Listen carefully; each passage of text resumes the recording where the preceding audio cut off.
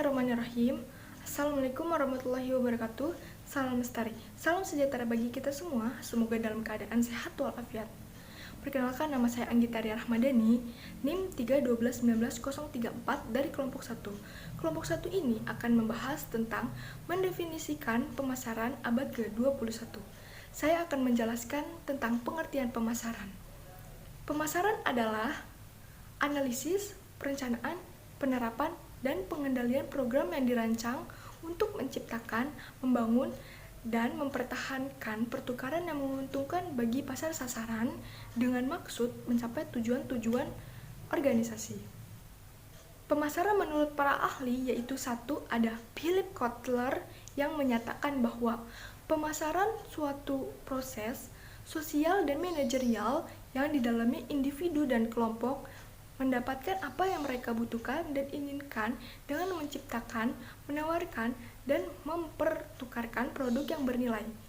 Dua, ada Charles F. Philip dan Delbert J. Duncan dalam buku Marketing Principles and Method atau marketing oleh pengusaha dimaksudkan dengan segala kegiatan untuk menyampaikan barang-barang ke tangan konsumen rumah tangga. Ketiga, ada Maynard and A.M.P. Bickman dalam buku Principle of Marketing mendefinisikan marketing berarti segala usaha yang meliputi penyaluran barang dan jasa dari sektor produksi ke sektor konsumsi. Materi selanjutnya akan disampaikan oleh rekan saya. Assalamualaikum warahmatullahi wabarakatuh. Nama saya Fajar Ramadan, NIM 312190096. Saya akan melanjutkan materi dari Anggita Ramadhani. Dan materi saya yaitu apa yang dipasarkan. 1. Barang.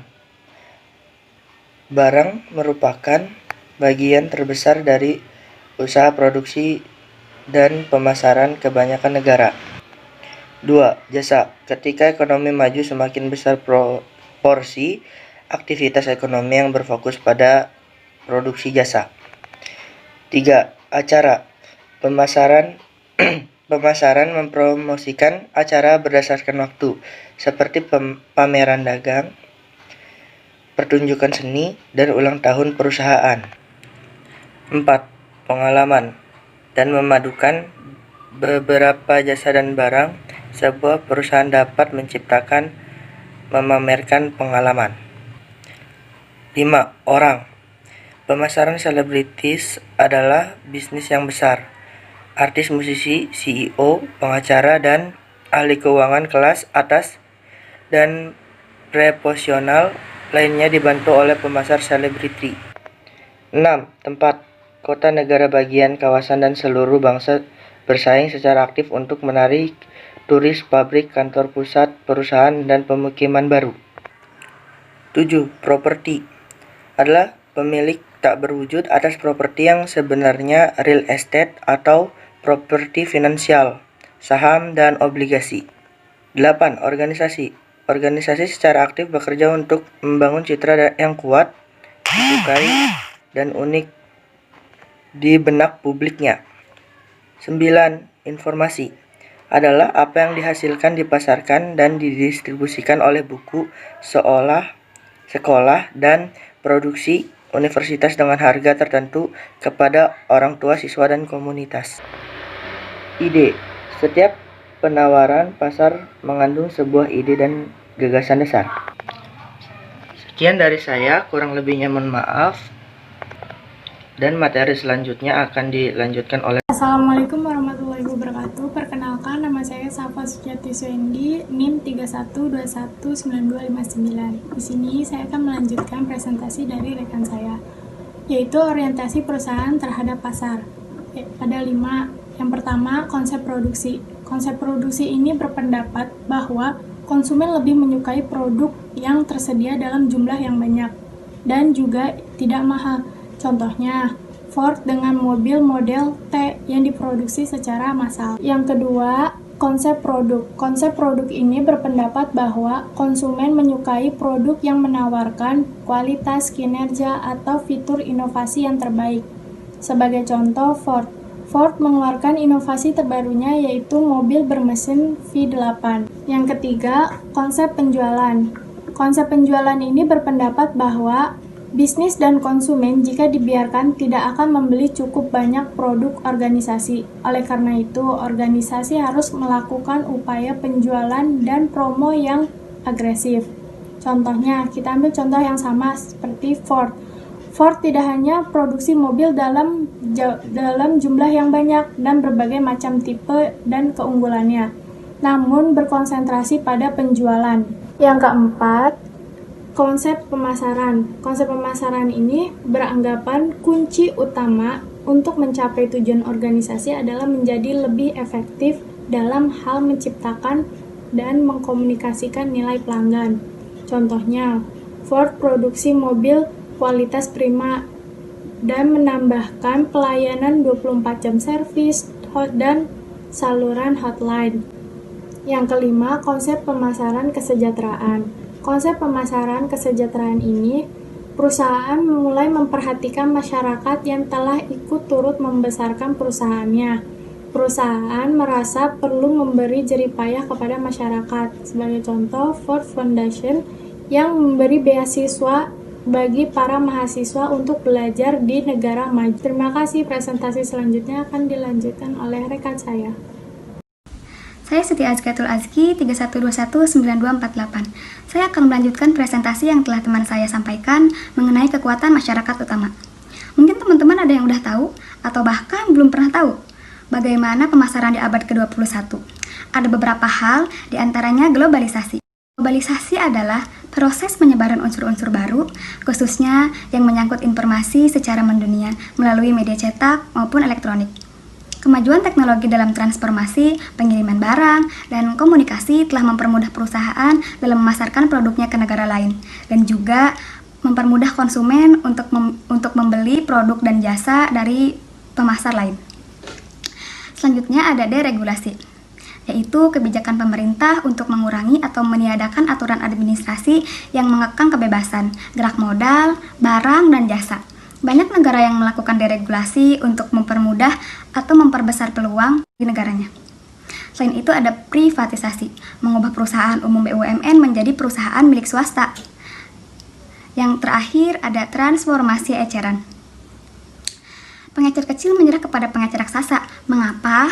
Karena pengecer berbasis toko menghadapi persaingan dengan pengecer berbasis katalog, perusahaan Brexit email, majalah, bahkan iklan TV yang langsung masuk ke pelanggan atau perusahaan yang lebih besar. Sekian dari penjelasan saya. Kurang lebihnya saya mohon maaf, dan selanjutnya akan dijelaskan oleh rekan saya.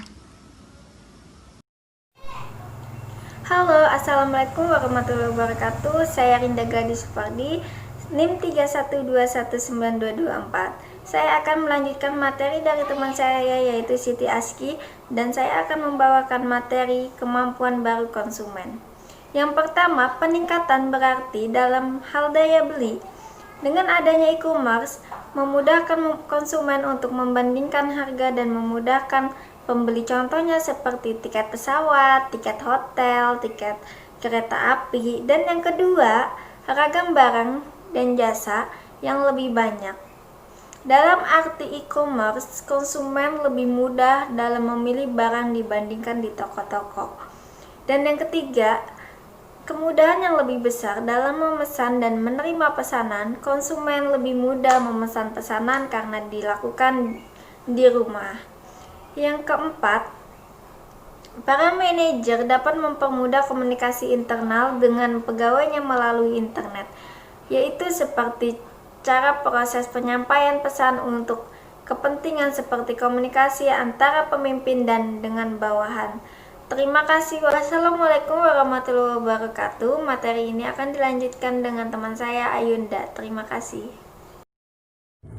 Nama saya Ayunda Delia, NIM 31219050. Saya akan membacakan materi yang selanjutnya, yaitu tugas manajemen pemasaran. Ada 4 tugas. Yang pertama, mengembangkan strategi dan rencana pemasaran, yaitu dengan cara mengidentifikasi potensi peluang jangka panjangnya sesuai dengan pengalaman pasar dan kompetensi. Yang kedua, menangkap pemahaman atau gagasan pemasaran, yaitu dengan cara memantau lingkungan pemasarannya dan juga memerlukan riset pemasaran yang dapat diandalkan untuk mengubah strategi pemasaran menjadi program pemasaran.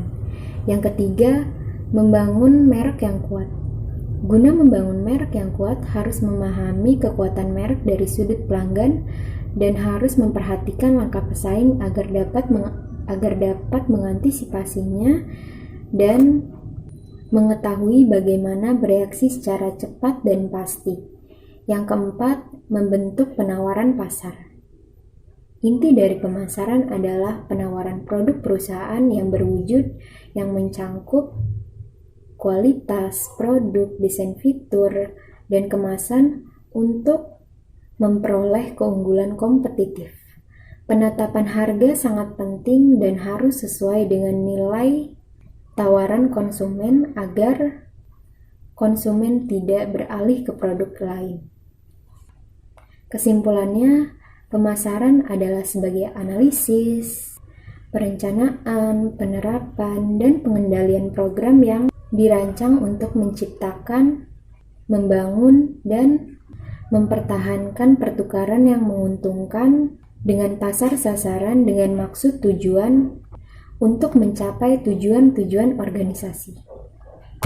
Dalam pemasaran ada 10 entitas, yaitu barang, jasa, acara, pengalaman, orang, tempat, properti, organisasi, informasi, dan ide.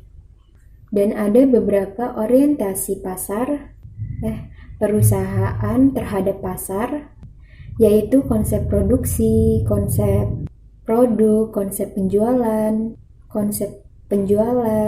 konsep pemasaran, dan konsep kesejahteraan. Demikian akhir presentasi kelompok kami. Semoga bermanfaat bagi kita semua. Kurang lebihnya mohon maaf. Wassalamualaikum warahmatullahi wabarakatuh.